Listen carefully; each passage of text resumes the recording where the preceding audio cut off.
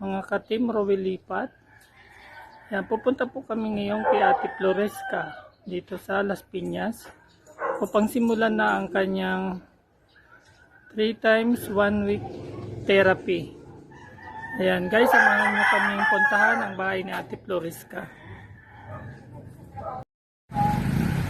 Dito na po tayo sa tahanan nila Ate Floresca. Ayan po yung mga basurang yan po ang kinakalakal ng kanyang anak. So sa gabi po yan nila tinatap. Pangangalakal po ng basura ang hanap buhay ng anak ni Ate Floresca. Ayan, samahan nyo po kami pumasok sa tahanan ni Ate Floresca.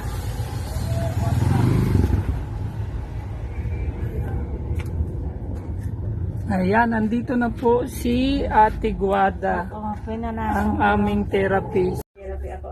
Ayan, sa mga nagnanais pong magpa-therapy, paki-PM nyo lang po ako at katulad po ni Ate.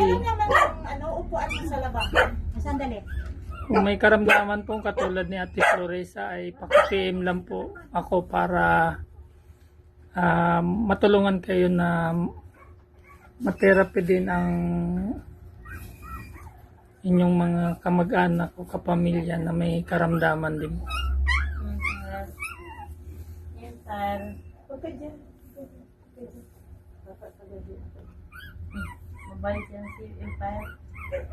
So ilang buwan na Ate Floresca yung ano mo, yung pagka Taon na yata. Taon na po.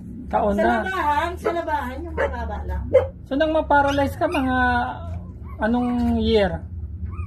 2000 ano yata. So almost 1 year. Ayan. Hindi siya nakapagpaligo ngayon kaya pinunasan ko. Sana nakababad-babad siya sa tubig. Kasi pag nababad, medyo lumuluwag yung mga ugat. Ngayon, pinunasan ko lang siya. Hindi siya pwede maligo. So bali bagong panganak pala yung aso. Oo. Mga mabuti, mabait naman si Lord at hindi inano yung aking paa. Muntik na eh. Bagong panganak pala ito ate. Oo nga. Hindi naman siya nangangagat. Sobrang. Oo. Sobrang malaba naman. Sige, okay. Wala na upuan na mataas. Wala yung So magandang. start na po ang session kay Ate Floresca. Kumusta naman Ate Floresca? Okay lang Anong po, masasabi niyo sir. kay Sir Rowel? Ayan. Sir Rowel, okay lang Sir Rowel. Thank you po, Sir Rowel. Andito na sa Ate Guada.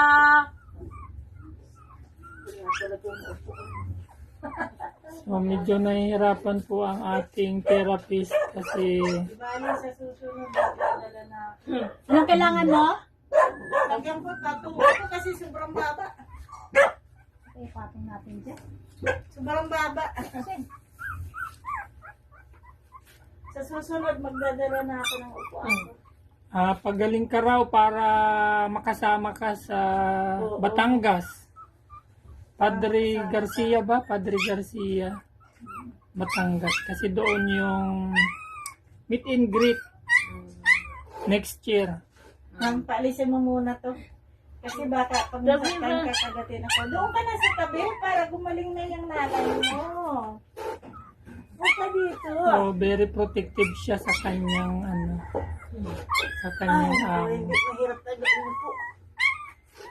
Sobrang kadat. ayan, start na po ang session kay Ate Floresca. Ito Nararamdamin. Pag hindi kaya sabihin na, kasi hindi ka nababad ngayon eh. Sabi ko maaga pa. Pag nagbukas kasi ng ugat, maaga pa.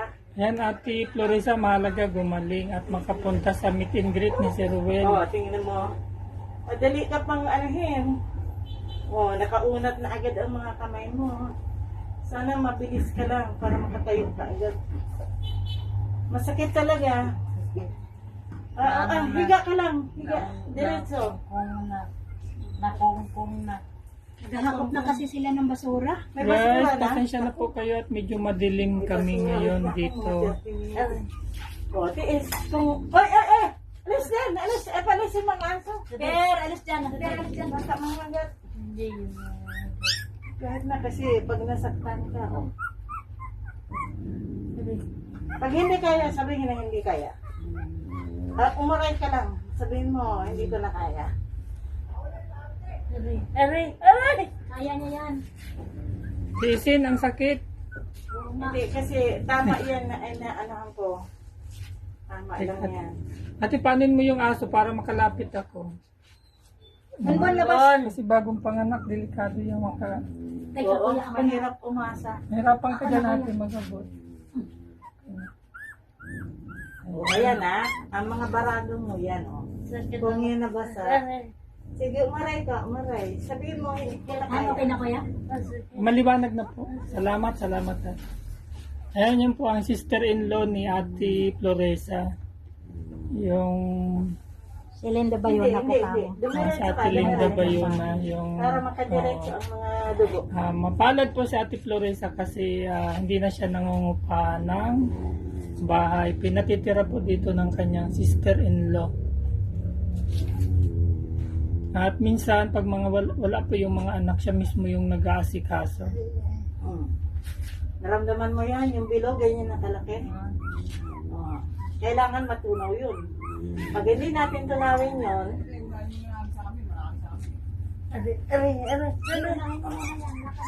kailangan tunawin natin yun. Sakit na may Masakit?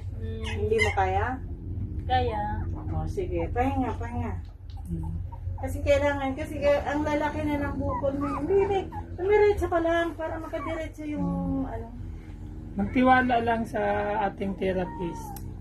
magtiwala ka sa Diyos kasi sa akin, ako, hindi naman talaga ako, Yes. bahala ang Diyos sa akin kung mapagaling kita o hindi.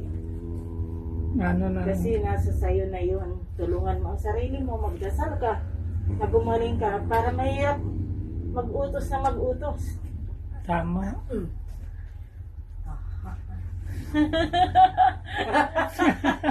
O, sige, sige, sige. Diretso ka lang, Oh, diretso. yan ang kakantahin mo, Aray Tiis. Aray Tiis. Para makapunta tayong Batangas. Oh, Kasi Sir para Romel. makapunta ka ng Batangas. Masama ako sa Batangas. Oo. Pero hindi ka pwedeng sumama na hindi ka magaling. Ilalakad Walang ka magbobuhat talaga. sa'yo. Sige. Kasi pag masyadong masakit. Dumiretso ka, huwag kang tumagilid. Diretso lang. Matigas na masyado eh.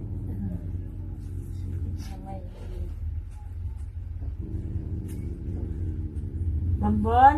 Huwag ka dyan, baka kagatin mo ako ha. Pinapagaling ko ang nanay mo, hindi yung ayan o, maliliit na ha. O, hindi na masyado masakit. O.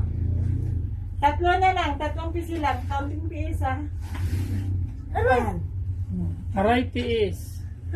Remember, 3. nakakatuwa naman po ang alagang aso ni Ate Floresa. Ito. Ayaw umalis sa kanyang tabi. Pwede mo naman iharap, Jer, kasi dapat mo yung aso. Nakaumot. Kasi hindi naman ako makikita.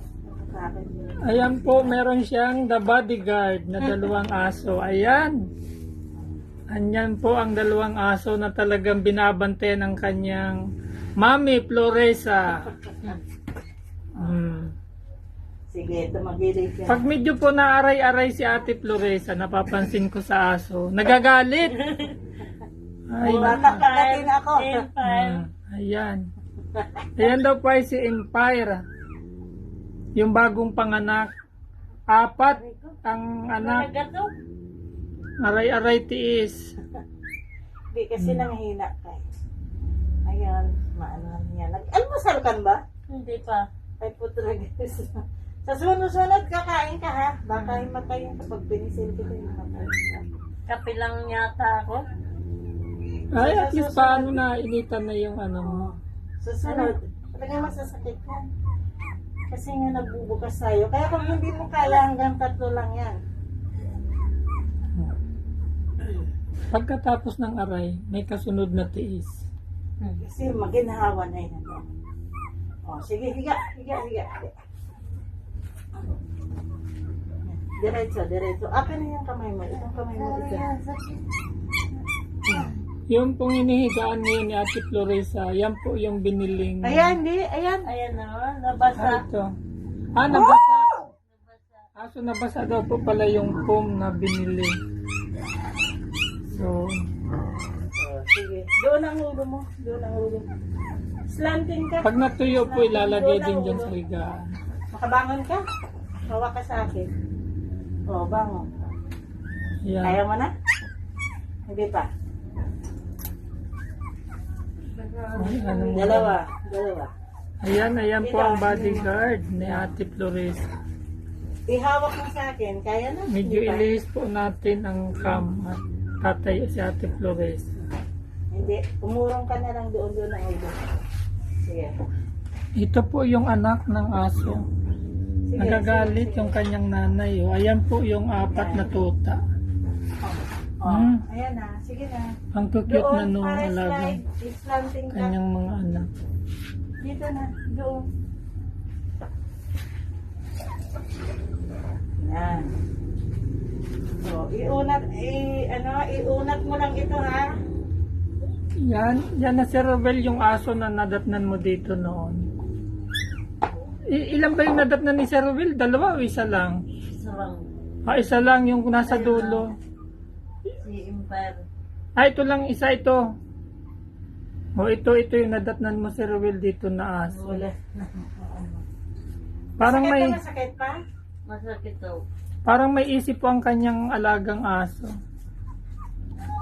Ayaw iwanan ng kanyang mami. Mami Floresa. Aray. Ayan na po, the decision is still ongoing. Aray ko. Sakit.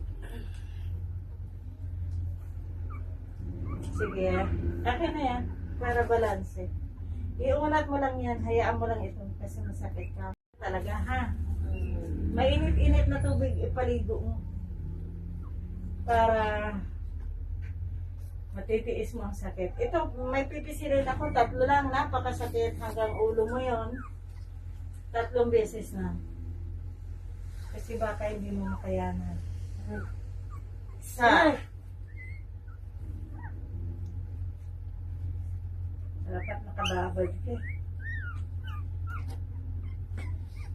Aray. 2. Sipain mo ako ha. Masisakit Kung ako. nasasaktan. Ilang taon na sa Ate Floresa? 48 o 40? 48 years old. Okay, ano, 3, hindi na masyado. Akin Oh, ito ayan isa. guys, ingat-ingat po.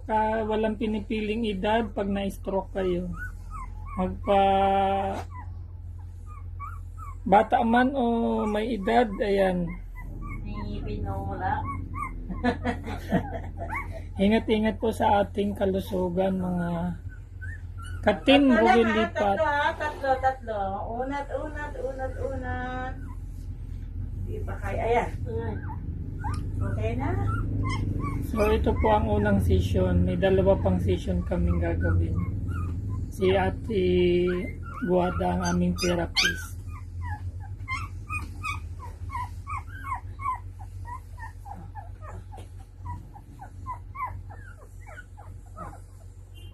Kaya mo nang dumapa? Hindi pa. Hindi pa. Sige, tagilid ka doon papunta. Yan. Okay. Ayan, wala naman daw pang dadapaan joke.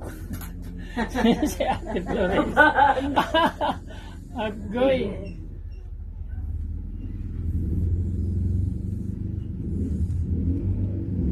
Ayaw na ni Ate Flores ang maghanap ng forever. Wala nang ang kanyang forever. Matagal nang nag-goodbye. Naghahanap pa, cerebral. Ay, agoy. Naghahanap ka daw. Sir Ruel, baka meron daw po dyan sa sa US na apam. Naghahanap pa daw. Baka daw mabigyan mo siya ng apam. Pasalubong mo daw si Ruel pag uwi mo apam. Hindi tayo mag-aano sa ulo mo ngayon, ha? Ayan, nagagalit po ang kanyang alagang aso. Gusto nga po sanang paalisin ni Ate Guada kasi baka kagatin siya pag nasaktan ng kanyang mama Floresa. Kasi kung makadapa ka na para ano ang koneksyon mo. Masakit ang masakit? Ayan po, ang dami. Lamig yun. Hindi yan lamig. Oh, sige, nakabila. Nadamage na yung ugat mo sa taga. Tuwasin na hindi yan lamig. Magpasalamat ka kay Ate Guada kasi si Ate Guada ang nag-rekomenda sa amin ni Ate Jo. Ako wala naman akong pera. Sila ang meron. Kaya, Salamat, Sir Ruel. lumalabas na ano sa'yo Crystal. Nararamdaman mo? Wow. Madami. Magligo ka para mailabas lahat yan. Pwede siya maligo? Hindi. Pinunasan ko na siya eh. Ah, okay. Pero